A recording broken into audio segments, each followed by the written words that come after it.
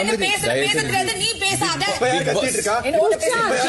புடிங்கப்பா, 2 பேரும் அடிச்சு செத்துற போறாங்க. வாங்கப்பா.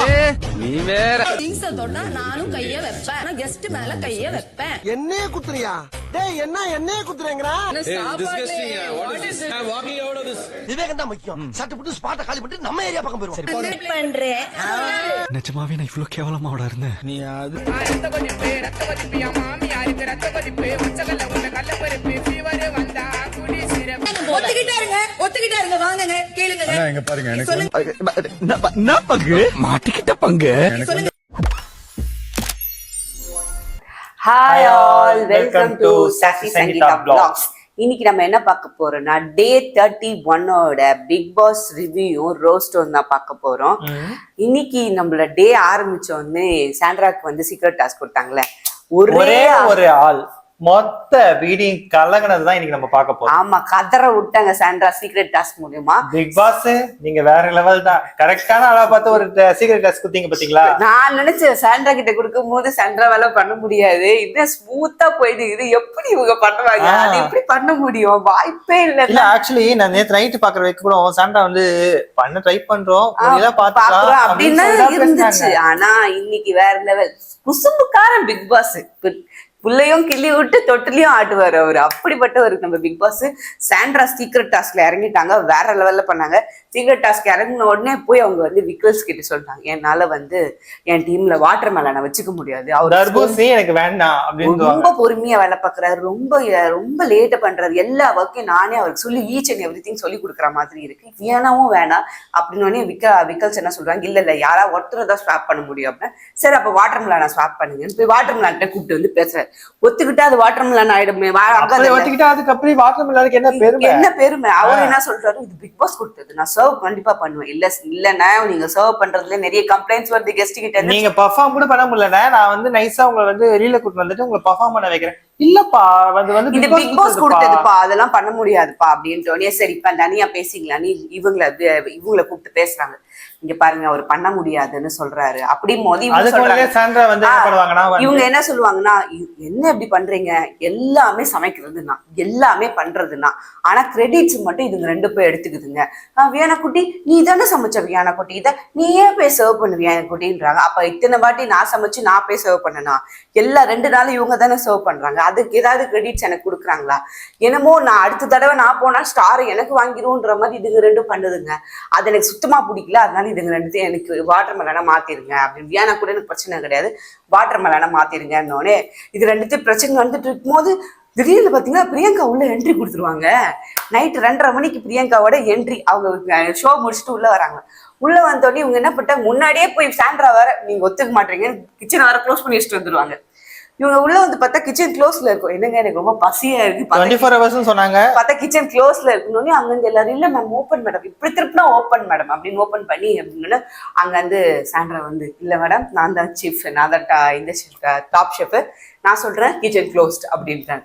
என்னங்க சொல்றீங்க, 24/7 தானே சொன்னாங்க, இப்ப நான் என்ன பண்ணணும் அப்படின்னு உடனே நான் தான் சூசி செஃப், நீங்க வந்து ஒரு 25 minutes கொடுங்க மேம், அதுக்குள்ள நாங்க வந்து சப்பாத்தி எல்லாத்தையும் உங்களுக்கு டக்குன்னு செஞ்சு கொடுத்துருன்னு சொல்லிட்டு கன்னியக்கா நீங்க வந்து ஹெல்ப் பண்ணுங்க அப்படின்னு அந்த சைடு விக்கல்ஸ் கூட்டு போய் இப்ப என்னக்கா பண்ணிட்டு இருக்கீங்க அப்படின்னா, நான் டாப் ஷெஃப் தானே, என்னால வந்து ஃபயர் பண்ண முடியும் தானே பிக் பாஸ் மூலயமா அப்படின்னா நான் வந்து வாட்டர் மேலனை ஃபயர் பண்றேன், அவர் என் கிச்சனுக்குள்ள இருக்கக்கூடாது, அவர் கிச்சன்ல வெளியே கூட நீக்க சொல்லுங்க, இன்னைக்கு கிச்சனுக்குள்ள நீக்க கூடாது, நிற்கலன்னா நின்றாதான் சமைக்க மாட்டேன், அவர் வெளியே போக சொல்லுங்கன்னு இவங்க பாட்டு உள்ள வந்து ஏன்னா தள்ளுங்க நான் பண்றேன் வாட்டர் மேலன் நீங்க வெளியே போங்க அப்படின்னு நான் போயிடுவேன், நான் வந்துருவேன், இனிமே பண்ண மாட்டேன், நம்ம இருக்க வேணாம்னு சொல்லிட்டு வியானா போயிடுவாங்க. வியானா வந்து இனிமேட்டி நான் பண்ண மாட்டேன், அவங்க இருக்கிற கிச்சன் இல்ல இடத்துல நான் இருக்க மாட்டேன், அப்புறம் அவங்க இருக்கிற கிச்சன்ல நான் வர மாட்டேன் அப்படின்ற மாதிரி பண்ணிடுவாங்க. அதுக்கு நடுவுலயே வியானாக்கும் இவங்களுக்கும் நடுவுல சண்டை வரும். அதுல வந்து இவங்க வந்து எதுக்கெத்தாலும் வாட்டர் மெலனுக்கு ஒரு சோப் அடிக்கிற மாதிரி வியானா வந்து வாட்டர் மெலன் மேலே பயணிக்கும் ஒரு குதிரை. ஆமா, சோப் அடிக்கிறதுல முக்கியமாவே இருக்காங்க. அதுக்கப்புறம் பாத்தீங்கன்னா நம்ம இவங்க செஞ்சுட்டதுக்கு அதுக்கப்புறம் பிரியங்கா கேட்பாங்க ஏன் க்ளோஸ்டு சொன்னீங்கன்னா இல்ல மேம் நான் கொஞ்சம் டென்ஷன்ல இருந்தேன், திடீர்னு நீங்க வந்துட்டீங்களா, நான் க்ளீன் பண்ணிட்டு இருக்கும்போது அதனால அந்த படபடப்புல சொல்லிட்டேன், மற்றபடி ஒண்ணும் இல்லை, நீங்க எல்லாம் சமைச்சுலாம் சாப்பிட்டுட்டு இருக்க மார்னிங். இதுலயே பாத்தீங்கன்னா ஒண்ணுமே பண்ண முடியல, சேஞ்ச் பண்ண முடியல. கடைசியா வந்து விக்ரம் வந்து சொல்லிடுவாரு அதெல்லாம் வந்து வாட்டர் மெலனை மாத்த முடியாது, வாட்டர் மெலன் மாத்த முடியாது, நீங்க செஃப்ல இருந்து குட் பண்றீங்க, கடைசியா நீங்க என்ன முடிவு பண்ணிக்கீங்க அப்படின்னு விக்ரம் கேட்பாரு. அப்ப சொல்லுவாங்க நான் குட் பண்ணிக்கிறேன், ஓகே நீங்க குட் பண்ணிக்கோங்க, இதுக்கு மேல வந்து நான் எதுவுமே பண்ண முடியல, நான் போயிட்டு ஸ்ட்ரைட்டா வந்து வியனா கிட்ட போயிட்டு கனி அக்காவை நாளைக்கு ரெடி பண்ணி கனி அக்காவை வந்து நாளைக்கு செய்யணும், நாளைக்கு வந்து கிச்சன் பிரமாதமா இருக்கணும், நல்ல வகை வகையா செய்யணும் அப்படின்னு சொல்லிட்டு ஏன்னா நான் வந்து முடிவு எடுத்துட்டேன் அப்படின்னு சொன்னோன்னே அப்ப கூட எனக்கு சாண்ட்ரா மேல நம்பிக்கை இல்ல.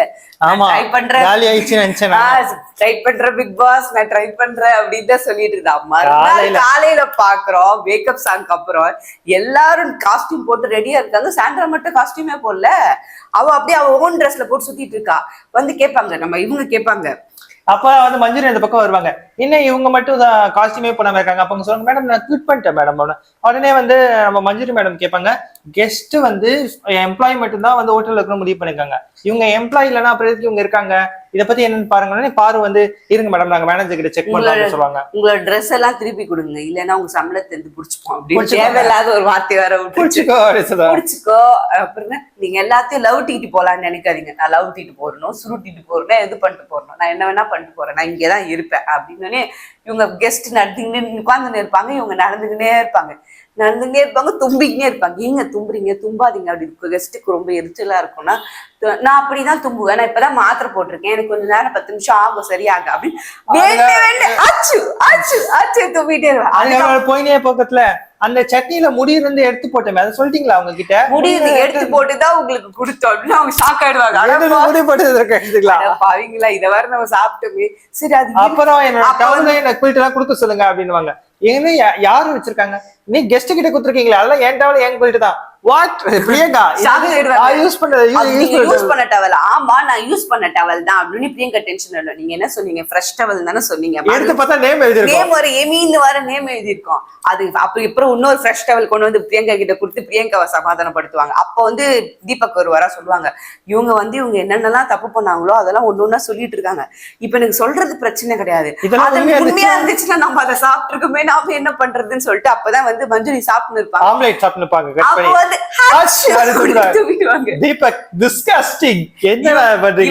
பண்ணுங்க வெளியே அனுப்புங்க அப்படின்னு நம்ம அமித் பாய் இப்பதான் கெஸ்ட் பெட்ரூம்ல அந்த இந்த பிரீமியம் ரூம்ல போட்டு அவங்களை லாக் பண்ணிடுவாங்க. இவங்கள தொற அப்படின்னு சொல்லினே இருப்பாங்க, ரொம்ப முடியாது. அருவா கொஞ்சம் பயந்துருவாங்க, இழுத்துட்டு போயா அப்படின்ட்டு போயிடுவாங்க.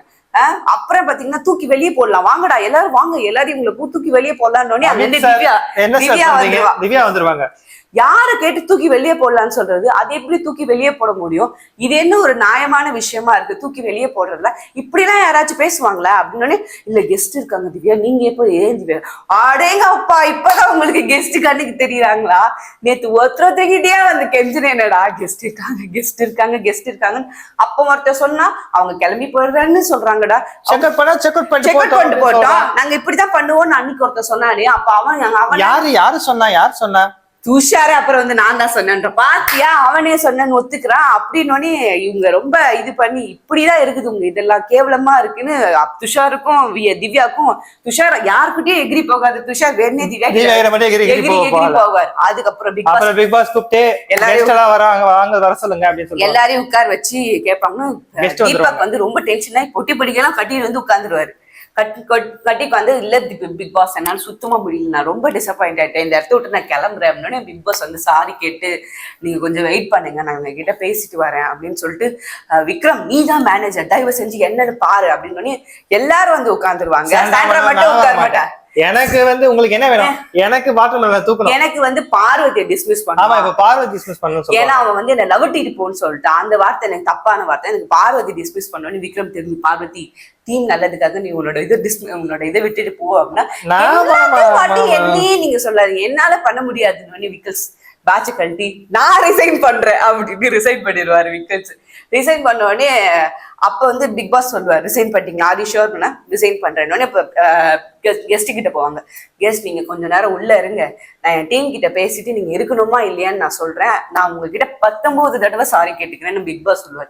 அவங்க ரொம்ப ஃபீல் ஆயிடுவாங்க. இவங்களுக்காக தான் நீங்க சாரி கேட்காதீங்க, நீங்க எங்களுக்கு 100 இயர்ஸ் 100 டேஸ் வந்து நீங்க எனக்கு எங்களோட லவ், நீங்க போய் சாரி நம்ம ரிலேஷன்ஷிப் ரொம்ப கஷ்டமா இருக்கு, நான் உங்களுக்காக நீங்க என்ன சொல்றீங்களோ அதை பண்றோம்னு சொல்லிட்டு இவங்க ரூமுக்கு போயிடுவாங்க. ரூமுக்கு போயிட்டு அங்க போய் தீபக் ரொம்ப அழ ஆரம்பிச்சுவாரு. என்னால முடியல, இதுங்களெல்லாம் வச்சு இந்த பிக் பாஸ் செம்ம கன்றாவியா பண்றாங்களே அப்படி வந்து ஒரு பிக் விக்ரம் அழ ஆரம்பிச்சிருவாரு. நான் ஒரு கமெடியன்டா, எவ்வளவு கஷ்டப்பட்டு இந்த விக்கல்ஸ் இந்த பிராண்ட உருவாக்கிருக்கேன் தெரியுமா? ஆனா என்ன ஒரு நேஷனல் டெலிவிஷன் நீங்க அத வச்சுட்டீங்கடா, என்ன இப்படி பண்றீங்க, தயவு செஞ்சு இனி வர மேனேஜருக்கு ஆச்சு இந்த மாதிரி பண்ணாம இருங்கன்னு சொல்லிட்டு புது மேனேஜர் அப்ப திவ்யா வந்துருவாங்க. விக்ரம் நான் சொன்னப்ப நம்புனீங்களா, இதுதான் நடக்கும் இதுதான் நடக்கும் அப்படின்னு சொல்லிட்டு விக்ரம் வந்து பேசுவாங்க. வாட்டர் மெலன் டார்கெட் பண்ணாம இருந்திருந்தா இந்த பிரச்சனையே வரலன்னு சொல்லிட்டு உடனே திவ்யா கோவம் வந்துரும். வாட்டர் மெலானுக்கு ஏதாவது ஒரு பிரச்சனைன்னா நீ வரியே, அப்ப நேத்து எனக்கு ஒரு பிரச்சனை வந்துச்சு, எவன்டா இங்க வந்தது அப்படின்னு அவங்க வருவாங்க.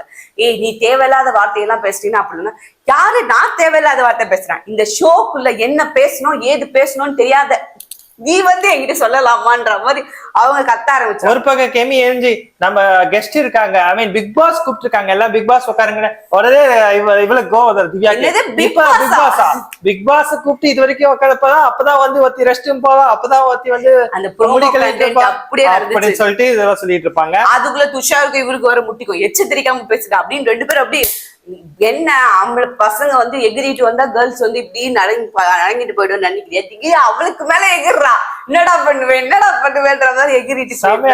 ஆக்சுவலா சூப்பரா இருந்தது, திவ்யா பண்ணது எனக்கு ரொம்ப பிடிச்சது. அதுக்கப்புறம் திவ்யாவை சமாதானம் பண்ணி உட்கார வச்சுட்டதுக்கு அப்புறம் பிக் பாஸ் சொல்லிடுவாரு தயவு செஞ்சு மேனேஜர் மாத்துங்கன்னு. எல்லாரும் ஓட்டு போட்டு சபரியை செலக்ட் பண்ணுவாங்க. சபரியை செலக்ட் பண்ண உடனே என்ன சபரி பொசிஷனுக்கு வந்து வேற யாருக்காவது ஸ்வாப் பண்ணணும் அப்படின்னு சொல்லிடுவாங்க. சபரி என்ன சொல்லுவாருன்னா, பிக் பாஸ் உண்மையை சொன்னார், சபரி எடுத்து அந்த பேட்ச மாட்டுங்கன்னு. அவன் அதை மாட்டாம உட்காந்து பேசிக்கிட்டே இருப்பான். சபரி உங்ககிட்ட நான் என்ன சொன்னேன், பேட்ச மாட்டுங்கன்னு சொன்னேன், அது கூட உங்களால பண்ண முடியாதுன்ற மாதிரி பிக் பாஸ் ரொம்ப டென்ஷன் ஆயிடுவார். அதுக்கப்புறம் எடுத்து பேட்ச மாட்டிக்கிட்டு நான் வாட்டர் மெலன் நான் சொல்றேன் அப்படின்னு ஸ்டாச்சுவா, அந்த குட் லக் ஸ்டாச்சுவா வாட்டர் மெலன் என்னால முடியாது அப்படின்னா சொல்லுவாங்க. அவரை நீங்க மாதத்தாண்டா நான் வந்து சமையல் பண்ண மாட்டேன், இருக்க மாட்டேன் அப்படின்னு சொல்லுவாங்க. அப்போ வந்து அவரோட கன்ஃபியூஸ் ஆயிடுவாங்க, ஐயோ என்னடா அப்படின்னு. அங்க வந்து பார்வதி வருவா. பார்வதி ஏதோ வந்து பேசுவாளா, அப்ப வந்து பிரதீப் நம்ம பிரஜன் வந்து திட்டுவார், இங்க பாரு பார்வதி, இங்க வேற ஒண்ணு நடந்துட்டு இருக்கு, அந்த டைம்ல நீ உட்காந்து ஒண்ணு பெர்ஃபார்ம் பண்ணணும்னு பெர்ஃபார்ம் பண்ணாது, அது சரியே கிடையாது அப்படின்னு. நான் அப்ப வந்து எஃப்ஜியும் கோவம் ஆயிடுவான், அது என்ன மேனேஜர் பேசின்னு இருக்கிறாரு, நான் உங்ககிட்ட ஒண்ணு சொல்லணும், பேசிட்டு இருப்பான். ஐயோ அது அப்படியே பயங்கரமான ஒரு இதுவா நடந்துட்டு இருக்கோம். அதுக்கப்புறம் வந்து ஓட்டு போட்டு நம்ம என்ன இவன் என்ன சொல்லிடுறோம், நான் முடிவு பண்ணிட்டு வாட்டர் மெலன் தான் குட் லக் ஸ்டாச்சு. நான் வந்து சாண்டா கிட்ட ஒன்று கேட்குறேன், நீங்க இவ்வளோ பண்ணிட்டீங்க, கெஸ்ட் கிட்ட இந்த மாதிரி தும்பிட்டீங்க, இது பண்ணிட்டீங்க, ரொம்ப டிஸ்கஸ்டிங்கா பண்ணிட்டீங்க, கெஸ்ட் கிட்ட நீங்க பேசி நீங்க ஓகே பண்ணதுக்கு அப்புறம் தான் நீங்க ஷெஃப், இல்லைன்னா நீங்க ஷெஃப் கிடையாது, நான் உங்களை டீம் ஸ்வாப் பண்ணிடுவேன் அப்படின்னு. ஓகே நான் பண்ணிக்கிறேன், அதை நான் சார்ட் அவுட் பண்ணிக்கிறேன் அப்படின்ட்டாங்க. அப்பனா வியானா உங்களை வந்து நாங்க டீம் மாத்த மாதிரி ஆயிடும் அப்படின்வாங்க. ஓகே நான் எல்லாத்தையும் நான் சார்ட் அவுட் பண்றேன்னு சொல்லிட்டு எல்லாத்தையும் முடிச்சுட்டு என்ன பண்ணிட்டாங்க, இவங்க வந்து இப்ப உள்ள போய் இது பண்ண ஆரம்பிச்சிருவாங்க. அப்ப வந்து பிக் பாஸ் வந்து இவங்களை கூப்பிட்டு அப்பதான் எல்லாமே நார்மலா நடக்கும். இவங்க வந்து திருப்பியும் வந்து நம்ம சபரி வந்து மேனேஜர் ஆயிடுவாரு, கொஞ்சம் ஓரளவுக்கு ஸ்மூத்தா நடக்கும். கனி சமைப்பாங்க, கனி சமையல் வேற லெவல், ஆஹா ஓஹோன்னு. பிரியங்கா கேட்ட மாதிரி அந்த கார குழம்பெல்லாம் பண்ணி கொடுத்து வேற லெவல். அதுக்கப்புறம் பாத்தீங்கன்னா நம்ம மனு என்ட்ரி, மனு சார் வந்து பயங்கரமான, அவங்க பையன் ஒரு படம் பண்றபடி அந்த படத்தை ப்ரமோட் பண்றதுக்காக வந்து ப்ரமோட் பண்ண 2 நிமிஷம் தான் 3 நிமிஷம் தான் இருக்கும். கச்சேரி வச்சு பயங்கரமா பாட்டெல்லாம் பாடி செமையா வினோத் எல்லாம் சூப்பரா பாட்டு பாடினாரு. அதுக்கு நடுவுல வாட்டர் மெலன் ஆக்டிங் எல்லாம் பார்த்து அவர் ரொம்ப ஏய் இந்த சைடு நான் பார்க்க விரும்பலடா அப்படின்ற மாதிரி பண்ணிட்டு இருந்தாரு. வினோத் கிட்ட வர சொல்லி போறேன், நல்லா பிராக்டிஸ் பண்றா, நீ ரொம்ப பெரிய ஆளா வருவ அப்படின்னு சொல்லிட்டு எல்லாம் போனாரு. அவங்க பண்ணிட்டு போன பிறக்கும் கெஸ்ட் எல்லாம் கூப்பிட்டு உங்களுக்கு 2 ஸ்டார் தான், அந்த 2 ஸ்டாரை நீங்க யாருக்கு தரீங்க அப்படின்னு நம்ம கேட்கும் போது அவங்க எல்லாரும் வந்து அதிகபட்சமா பிரவீன் ஃபார் ஷோர், ஏன்னா பிரவீன் ரொம்ப நல்லா பண்ணிட்டு இருக்கான். வந்த நாள்ல இருந்து இன்னைக்கு வரையும் ஒரு கண்டினியூஷனா அவனோட ஒரு இது பண்ணிட்டு இருக்கான். செகண்ட் வந்து நான் சபரிக்கு சொல்லுவேன், ஏன்னா சபரி வந்து 2 நாளா குவைட்டா இருந்தாலும் 3ஆவது நாள் மேனேஜர் ஆகி ஆஃப்டர்நூனுக்கு மேல இந்த எதுவுமே சண்டை போடாம பொறுமையா போயிட்டு இருக்கு. அதனால நான் சபரி சொல்றேன் அப்படின்னு சொல்லிட்டு சபரியை சொல்லுவாங்க. இவங்க 2 பேரும் தான் அடுத்த வாரம் தலை டாஸ்க்கு டைரக்டா வந்து நாமினேட் ஆனவங்க. அதுக்கப்புறம் பிக் பாஸ் கூப்பிட்டு சொல்லுவார், ஐம் ரியலி ஹாப்பி தட் நீங்க 3 பேரும் எனக்கு வந்ததுக்கு. இவங்க 3 பேரும் எனக்கு ரொம்ப க்ளோஸ். ஒருத்தவங்களை எப்படி வந்து குரூப்பா வச்சுக்கணும், எவ்வளவு ஒரு காமெடியான ஒரு இதை வச்சு சர்க்குலேஷன் ஃபார்ம் எப்படி பண்ணணும், கான்வர்சேஷனை பில்ட் build பண்ணணும் பண்ணணும் அதெல்லாம் வந்து அப்படின்றதை இந்த நீங்க மாதிரி சிறுசு கிட்ட சிறுசு கேட்டுக்கோங்க. கேட்டுக்கோங்க சொல்லுவாங்க. ஏங்க சொல்லுவாரு அதுக்கப்புறம் என்னோட புரட்சி பேச்சாளர். பேச்சாளர் வந்து மஞ்சுரி. ஒரு விஷயம் சொல்லணும்னா அது யாருக்குமே பாதகம் இல்லாம கரெக்டா பாயிண்டா பேசுறதுல மஞ்சுரி அடிச்சுக்க ஆள் இல்ல. அதை மஞ்சரி கிட்ட கத்துக்கோங்க அப்படின்னாங்க. அதுக்கப்புறம் மை கேப்டன் கூல். அப்படி இத்தனை சீசன்லயும் சீசன் 8 இத்தனை சீசன் 9 வரைக்குமே இந்த மாதிரி ஒரு கேப்டனை யாரும் பார்த்திருக்கவே முடியாது. எப்படி கேப்டன்சி பண்ணணும்னு அவங்க கிட்ட கத்துக்குங்கன்னு சொல்லிட்டாங்க. இதோட பாத்தீங்கன்னா நான் இந்த ஹாஹா ஓஹோ ஹோட்டல் டாஸ்க மூடுறேன். ஏன்னா உங்களை வச்சுக்கிட்டு என்னால ஹோட்டல் எப்படியோ ஒரு அரை நாள் தாண்டிட்டீங்க, அரை நாள் உருப்படியா இருந்துட்டீங்க. இதுக்கு மேல விட்டா நீங்க நார வச்சிருவீங்க. அதனால நான் க்ளோஸ் பண்றேன்னு சொல்லிட்டு ஹாஹா ஓஹோ டாஸ்க் க்ளோஸ் பண்ணிட்டாங்க. நீங்க கெஸ்ட் வேணா நீங்க இந்த ஸ்டேவை என்ஜாய் பண்ணா மறுநாள் காலைல நீங்க கிளம்பி போங்கன்ற மாதிரி சொல்லிட்டாங்க. இதுதான் இன்னைக்கு நடந்த எபிசோட், ஓவராலா எபிசோட்.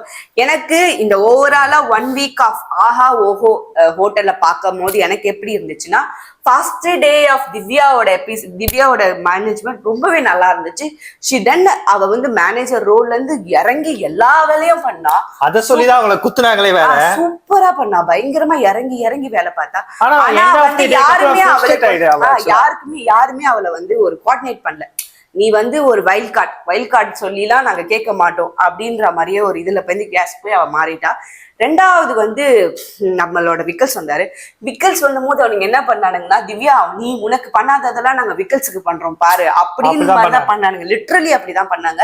ஆனா விக்கல்ஸ்லயும் நம்ம நாம போட்டுட்டா சாண்ட்ராவோட பிக் பாஸ் தான் வச்சிருப்பாரு. விக்கல்ஸ் கரெக்டா போயிடும், ஏதாவது பண்ணணும் போடு சாண்ட்ரா தூக்கி போட்டு. சாண்ட்ரா பண்ணது வேற லெவல் டாஸ்க். சாண்ட்ரா பயங்கரமா பண்ணிட்டா டாஸ்க்.